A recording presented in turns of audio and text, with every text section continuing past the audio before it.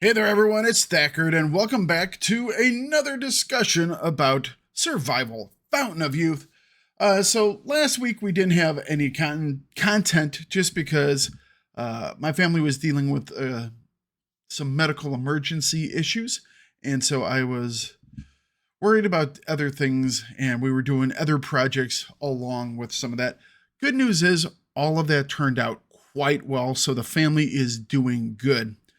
In the meantime, though, we received a new hotfix, and that is the hotfix 1291. This was released on Wednesday, March 24th of 2023, if you are keeping track. And so we are going to do a quick read through of it, just in case you are a person who isn't currently playing the game, but want to stay up to the date on the changes being made in the game. All right. So here we go. I will keep them up here so you can read them as I go through them. Okay, so let's see here. Hello, survivors. It's time for another hotfix, in which we try to cover most of the reported issues so far. Of course, it doesn't include everything that has been brought to our attention, but some nasty bugs and quality of life improvements need more time and resources to be implemented. So we'll be addressing them in the next patch, okay? So not everything, but we got some stuff. As a special request from our QA guys, please continue to report issues you encounter. The whole team is eager to crush bugs and make the game a pleasant experience for you and new players to come. With that out of the way, enjoy the full list of changes and fixes below. All right, let's see here. Okay. First off, fix the issue with animals not respawning while the character is in another region. Now, animals can do that without you monitoring them. All right, that was something a lot of people are having issues with. Fix some problems with construction demolition. We understand that currently house building may cause some frustration. Please note that further improvements are still in progress. That's wonderful to hear. Fix problems with timings stopping for those who have spent over 60 days in the game. Stopping time would be a nice superpower, but we'll do without it in the game. Cart mockups can now be moved and dismantled. That's wonderful. Time to get rid of all those accidentally placed mockups. That is a thing that would happen, and you had these green carts all throughout your area, and just whatever. Fix the issue with the skinning skill allowing to collect more than one loot item. Receiving 2 head trophies from 1 jackal was nice, but a bit unrealistic. All right, fixed excellent tanner workbench not giving copper ore after deconstruction. Fixed the issue with 2 shells dropping from 1 tortoise. Those mutant creatures are out. Laughs and Krang. I understand why, but as a person who has gotten lucky and has gotten the 2 drops off of a tortoise, it felt really good. It felt really, really good. Because a lot of times you'll get no shell drop off of a tortoise. Whenever you got 2, you felt great. Fix the issue with machines taking more water than specified in the recipe. Wonderful. Fix bugs with disappearing markers on the map. Fix the issue with the 2 item button not working in the survival task menu. Fix the issue with date palms not restoring the amount of sap after the game session is restarted. All right, fixed an issue with the stonehammer that could be ignited. Don't try to imagine it. I never ran into that issue. I kind of wish I had, because that would have been a lot of fun. Fix the description of the water distiller. It produces 5 units of water per hour. Wonderful. Fix the issue with the hut made of leaves not protecting from the sun. That makes sense. Cartographer's tower not adding enough advantage to mapping. Oh, I'll have to take a look at this one in particular, because the height of the cartographer's tower was just not enough for it to be like really worth using. I mean, you could make it, but it just didn't give you enough benefit. So I'm glad that they've increased that. Character gaining experience crafting only 1 item from the stack when used in machines. I guess that was kind of an exploit. Fixed an issue with experience points not counting for the shooting skill after a crossbow shot. I've seen that one reported several times, so I'm glad they got that. Bug with a leather hood and hood with copper plates having the same durability. Yeah, copper plates should be better, I believe. Fix an issue with the drying skill not reducing time to dry food. Wonderful. Charcoal pile, pillar, half pillar, and print of the oil lamp not giving resources after disassembling them. All right. A lot of these are just little things, but it's good to see that they are knocking some of these out. Fix an issue with an incomplete juice collector collecting juice. You didn't, I never tried that either, that it would collect juice without you actually making it. Wonderful. Fix the issue with the bandolier and belt not automatically being taken into the inventory after losing durability. Okay. And I'm assuming that means you would also gather the weapons or tools that are on your belt into your inventory. Fix the canopy layout protecting from rain. Now you have to actually build it for that to happen. Wonderful. Fix the issue with the palm juice collector window not having the drink button. Yeah, the drink button was never on the window. It was always on like when you were just looking at the item, you could either open the window or you could drink.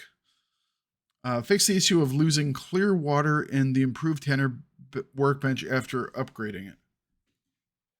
Okay, so if you had water in the workbench and then you upgraded it, the water would just poof. Fix an issue with no information about collectible items appearing on the gamepad. All right, balance improvements. Decreased gathering time for a number of resources and food. No more spending the entire day collecting flowers. That makes sense. There are some of these things they definitely need to bring down lower. Things like they said, flowers is one of them. Some of them, I could actually see them increasing time. I kind of think that mining doesn't take enough time, actually. Increase the number of basic resources. And a lot of people are going to yell at me for that because they probably think it takes too long. Increase the number of basic resources in the nodes. Small sticks, small stones, massive stones, obsidian.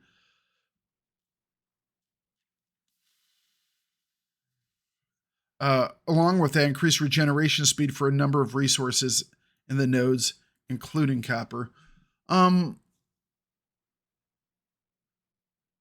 okay with that. As long as it's not... They have to walk this kind of tightrope. You know, sit on this fence line between having things being too easy and then appealing to people who don't want it to be too difficult. But you have to remember that they are selling the game, as it says in the description, they are selling it on it being a hardcore survival game. That is the basis of the game. So they can't get too far away from that by making things too easy. And I understand you're trying to open it up to other people to play, but you have to make sure you stay accurate to your core demographic, I guess you would say. All right. Tweak crafting times for a number of resources, food, and house modules. Change the number of resources given after disassembling some modules. You'll now get 100% of the resources returned. I think they need to do away with this whole 100%. Because it makes no sense that you would get everything back out of an item. I think you should only get a percentage of it back, not 100. Maybe 50%. Additional amount of water in the natives' water storage is increased. I think there were 15 water sips in there. Generally, it was enough to fill a bamboo flask. That's fine. I think that's fine. It opens up a little more playability, especially early on in the game. You can make a beeline if you're not getting any rain. Say you make a coconut rain collector and the rain is just not coming. Uh, the ability to get up to one of the water sources, probably the one in the mountains because it's a little safer, and get a little extra water would be nice. So I think I'm okay with that. To do. Cartography is now faster than mapping. Time depends on the mapping radius. Makes perfect sense. Good change. If you are higher and you can see more, it should take you longer to do stuff. It just makes sense. Onboarding improvements. All right. Added a third pile of stones within the range of the cartographer tree near the starting area. That's fine. Ish, because there already is a ton of stone and people just don't look for it. I mean, if you spend just 5 minutes going away from your camp looking for stuff, you will be tripping over stone everywhere. I guess it makes it a little easier for a start, but moved one stone deposit within the range of the cartographer's tree near the starting area. I think that's fine. Moving some stuff around so it's easier to be seen by the initial cartographer tree. That's fine. At a broken rainwater collector near the grotto, it can be disassembled for resources. As long as it doesn't give you 100% resources.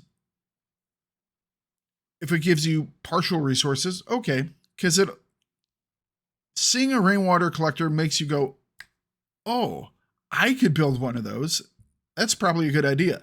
In which case, it's awesome. But if you're just getting one for free, no. No go. That's not good. But seeing one and being able to disassemble it for resources, that makes sense. All right. Improved quests on the Island of Hope. Change the quest for finding a rope from the ship to crafting a rope. I'm okay with that. That's fine. Teaching people how to craft is good. Added a step for waiting until dark to find the spyglass quest.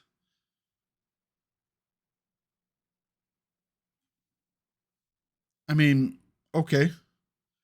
You kind of have to wait for dark anyways to see the fireflies, unless you just want to go to wherever it's at and pick it up. So, I mean, that's fine. Added a quest for finding obsidian and crafting an item from it. It's going to depend on what item it is. If I can craft any item, I'm fine with this. But if it wants me to craft a specific item, I play on very hard, where obsidian and copper and those resources, even though they've given us a little more now, is a very rare resource, and you don't want to waste it on non-essential things. So I'll have to see what they actually make you create. Other tweaks. Reduce block response time. That being said, we are thinking of making more serious changes to the combat system in general. Don't. The combat system is fine. People just need to learn how to use it. People refuse to learn how to do things nowadays. Making the block a little more lenient, I think, is fine, but I like the combat as it is. They could make shooting a little more accurate. When you're shooting things like the crossbow at critters that are especially charging you, their hitboxes seem to be a little wonky. All right, made access to the catamaran boxes a bit easier. Oh, wonderful. That's a great one. Fixed several places where the character could get stuck. They're going to keep coming.